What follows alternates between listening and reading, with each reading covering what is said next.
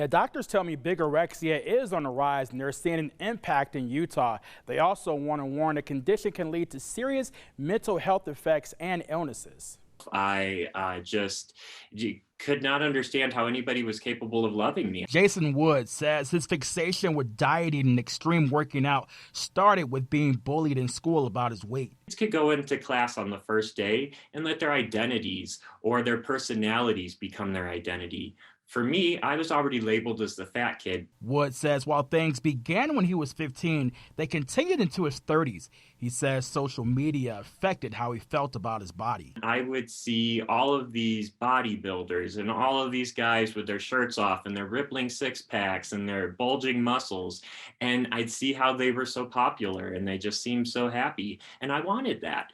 Dr. Kristen Francis, child psychiatrist at Huntsman Mental Health, says she's seeing a growing trend, an unhealthy fixation on gaining extreme muscle mass. It's called bigorexia or muscle dysmorphia, obsessive thoughts about having certain sized muscles. Males have a lot of pressure to be big, lean, muscular, athletic in their appearance, to have defined abs, defined biceps.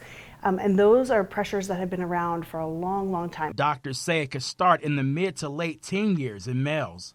We definitely are seeing this trend in young men, and especially like in the college level here in Utah. She agrees that social media plays a role in influencing young men about what the perfect male physique should look like. It's basically this targeted platform that does not show a normative range of bodies or behaviors.